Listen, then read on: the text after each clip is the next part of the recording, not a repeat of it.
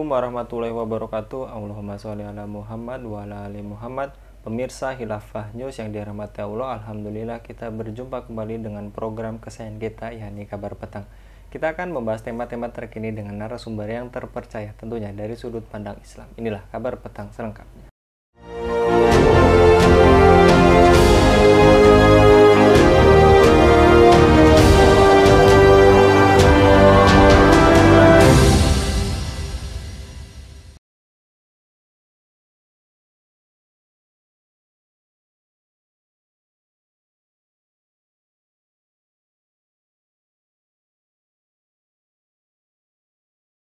Oh, belum kan. Sekretaris Tim Kampanye Nasional TKN Prabowo Gibran Nusron Wahid mengatakan kalau saat ini sudah ada dua tokoh besar di Indonesia yang telah bersatu. Dua tokoh itu yakni Presiden Joko Widodo dan dengan Menteri Pertahanan yaitu Prabowo Subianto yang juga Capres nomor urut 2. Nusron jelaskan saat ini kebersatuan sudah diinginkan demi keutuhan masyarakat di Indonesia. Dia pun kembali menyindir istilah cebong kampret yang sempat mencuat di era persaingan Prabowo dan Jokowi saat itu. Apakah Jokowi meredam lawan-lawan politik dengan diberi jabatan? Apakah dalam menghadapi gerakan oposisi rezim Jokowi menggelontorkan bansos dan BLT sehingga memutuskan hubungan rakyat dan oposisi? Apakah suasana tirani menjadi corak kekuasaan dinasti? Untuk membahasnya kami terhubung dengan Direktur Fakta Bung Erwin Permana. Kita sapa terlebih dahulu. Assalamualaikum warahmatullahi wabarakatuh, Bung Erwin. Waalaikumsalam warahmatullahi wabarakatuh, Bung Anggi. Kabar baik, Bung Erwin? Alhamdulillah, baik. Alhamdulillah. Yang jelas bukan karena konsumsi asam folat, Sulfat. asam sulfat kan, Bung? Baik. Bukan. Dan lagi-lagi kita membahas yang juga sering Bung Erwin katakan badut-badut politik, dan kali ini kita membahas terkait lagi-lagi yang politik tidak ada kawan abadi, yang ada kepentingan abadi. Dan kali ini Presiden Jokowi menggunakan taktik strategi khas Solo dalam menghadapi lawan politiknya dengan cara meredam lawan-lawan politik dengan memberi jabatan. Bagaimana tanggapan Anda, Bung Erwin? Ya memang faktanya begitu yang terjadi. Ya, periode kedua kepemimpinan Jokowi itu beliau merangkul lawan politiknya yang saat itu justru menjadi oposisi yang diandalkan oleh umat, yakni Kiai Maruf Amin. Itu betul-betul di luar ekspektasi siapapun, bahwa Kiai Maruf Amin itu akan bisa dan mau menerima tawaran dari Jokowi, dan ternyata memang beliau pada akhirnya menerima. Artinya memang kekuasaan itu sangat menggiurkan gitu kan bagi sekaliber Kiai Ma'ruf Amin. Ya, mudah-mudahan tidak banyak lah yang seperti itu. Banyak kita harapkan ulama yang lain yang memiliki sikoh yang kuat terhadap agama itu sendiri gitu, bukan terhadap kekuasaan. Kalaupun ada kekuasaan, maka kekuasaan yang akan menolong agamanya, itu yang kita harapkan ke depan. Bukan hanya terjadi pada Kiai Maruf Amin, tetapi juga terjadi pada banyak kalangan. Ya, bagaimana kemudian satu hal yang spektakuler lagi pada tahun 2019 itu, yakni eh, yang menjadi lokomotif, yang diharapkan sebagai lokomotif perubahan oleh masyarakat, yakni Prabowo sendiri. Kita tahu bagaimana Prabowo dan Jokowi itu seperti minyak dan air pada tahun 2019, masanya, masyarakatnya, pendukungnya itu juga seperti minyak dan air, bahkan melahirkan istilah yang disebut dengan cebong dan kampret gitu. Yang sampai hari ini saya kira luka antara cebong dan kampret ini belum betul-betul mengering lukanya. Masih masih ada lah di luka-luka, luka-luka, sisa-sisa darahnya itu masih ada gitu, yang sangat mungkin akan sangat memungkinkan untuk menganga kembali. Tapi mudah-mudahan tidak itu yang kita ingin, yang kita harapkan gitu.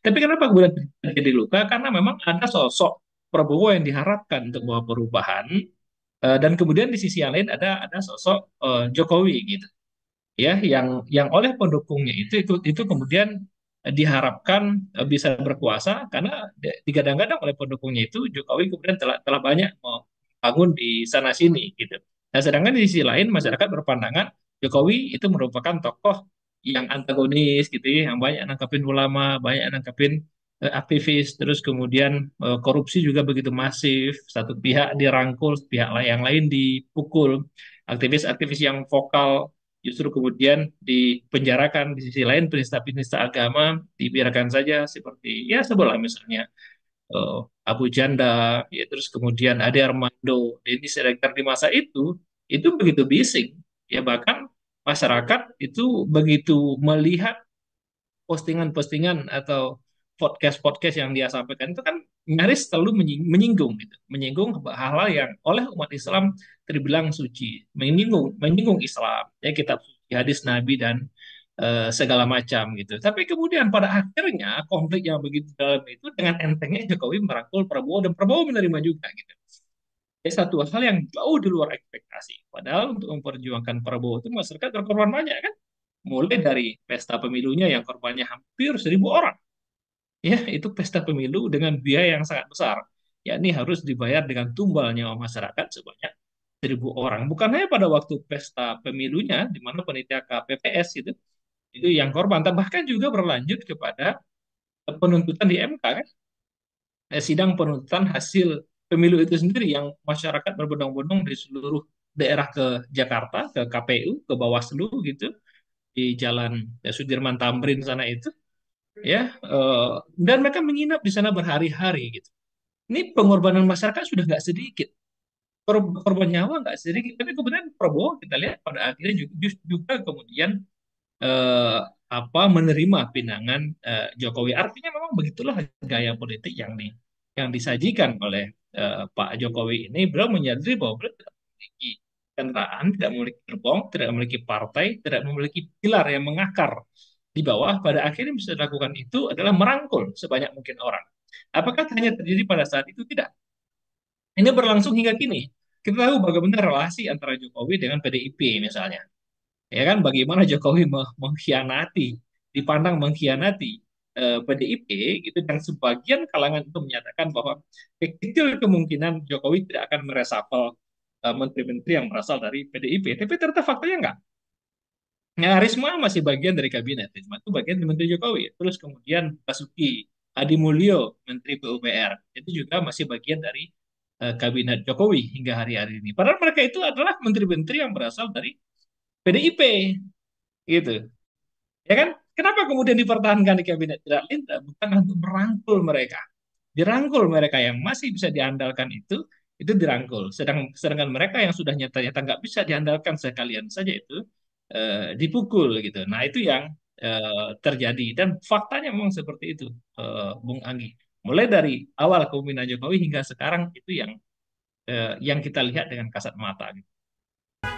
Baik, Bung Erwin, dan juga yang tadi Anda paparkan, apakah memang gerakan mahasiswa ini meredup dan ini disebabkan dengan strategi Jokowi tadi merangkul tokoh-tokoh dan dengan dijanjikan jabatan atau komisaris BUMN, Bung Erwin? Di antaranya bisa dibilang seperti itu. Ya, ada semacam eh, apa harapan yang mungkin menipis di kalangan aktivis mahasiswa untuk melakukan perubahan. Kenapa?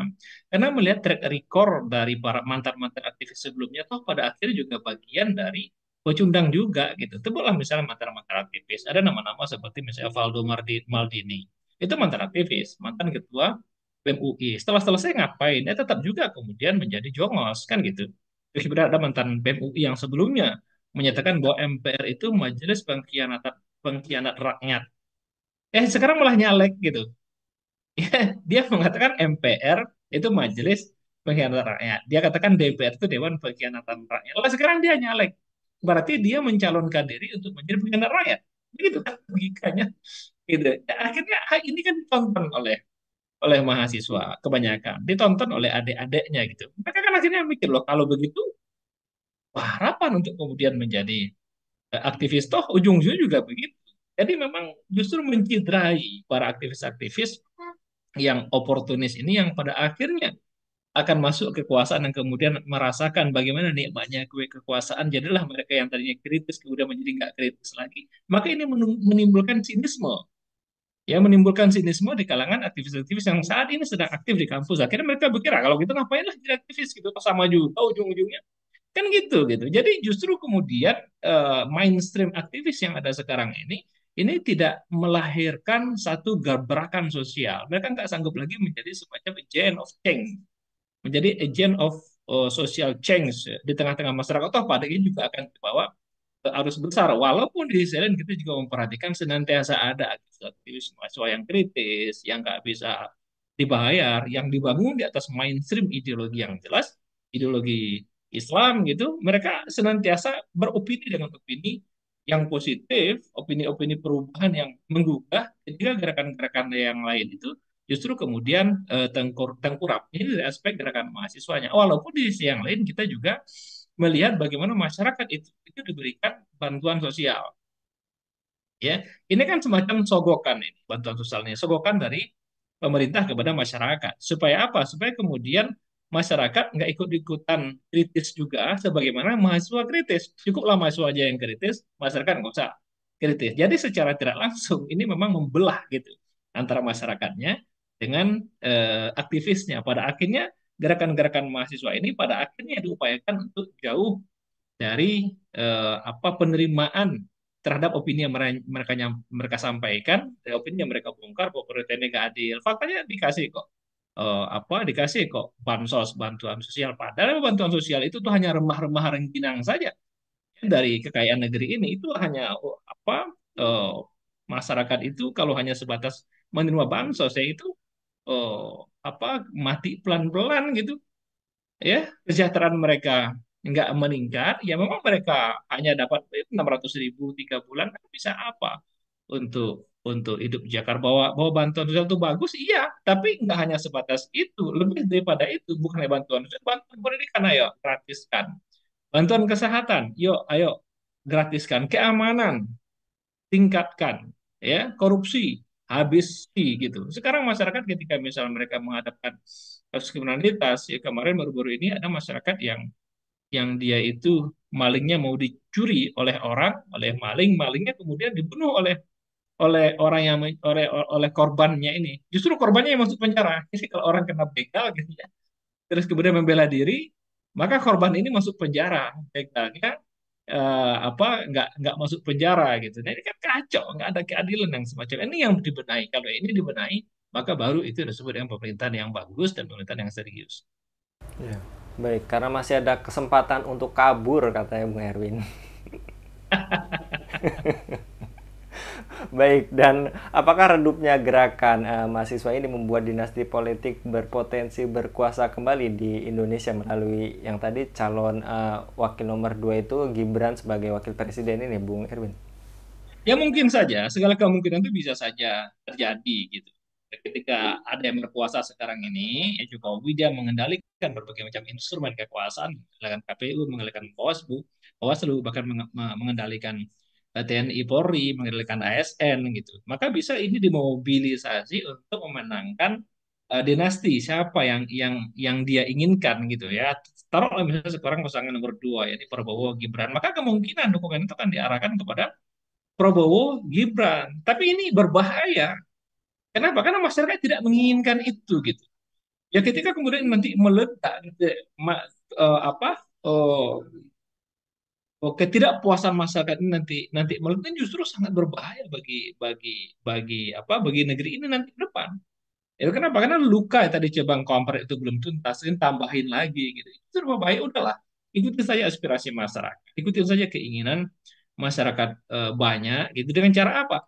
Lenyapkan berbagai macam kezaliman, kecurangan, yang mengangkat anak yang belum berpengalaman semacam Gibran untuk menjadi cawapres, itu jelas merupakan sebuah bentuk ketidakadilan. Alasan apa? Oh, karena mereka milenial, banyak kok milenial yang lain yang jauh lebih canggih, lebih hebat pendidikannya di luar negeri, jauh lebih baik dibandingkan Gibran gitu. Kenapa nggak dia saja? Kalau itu alasannya milenial, jadi alasan-alasan itu dibuat-buat yang semua orang bisa lihat bahwa itu semuanya adalah palsu gitu. Nah, jadi mungkin-mungkin saja ke depan berpotensi untuk munculnya politik dinasti, dan itu sudah terjadi kalau nanti betul-betul pasangan nomor 2 yang menang, ini alamat tidak baik bagi penyelenggaraan negara ke depan. Ketidakadilan akan semakin masif ke depannya. Demikian. Baik, juga walaupun awalnya dikatakan masih 2 tahun menjabat, tapi kemudian diralat lagi ya, kita doakan saja katanya begitu gitu ya Bung Erwin, berubah-berubah. Dan yang terakhir, apakah jika tidak terjadi perubahan kehidupan di negeri ini akan menjadi suasana tirani sebagai corak kekuasaan dinasti, Bung Erwin? Ya pasti, pasti. Ya kan tirani itu muncul untuk menutupi berbagai macam kezaliman, ketidakadilan gitu. Ya ketidakadilan hukum, ketidakadilan ekonomi, janji-janji palsu. Akhirnya terjadi tirani kekuasaan. Di mana kekuasaan itu menindas masyarakat. Kekuasaan yang itu merupakan instrumen untuk melayani masyarakat, justru kemudian dia minta dilayani, menindas, ya, bahkan kemudian menguras, mengintimidasi masyarakat, termasuk juga lawan-lawan politiknya. Ya, sangat-sangat mungkin hal itu terjadi ke depan. Kenapa? Karena basisnya itu bukan kekuasaan itu bukan dibangun di atas basis ideologi yang benar. Ya, ideologi yang benar itu ideologi yang lahir menurut sudut pandang Islam gitu. Nah, kalau pemimpin berpijak kepada ideologi yang benar ini, maka dengan sendirinya dia memiliki navigasi untuk menjalankan kekuasaannya dengan cara yang benar. Kalau tidak memiliki navigasi yang benar, maka akan dikendalikan oleh navigasi yang salah.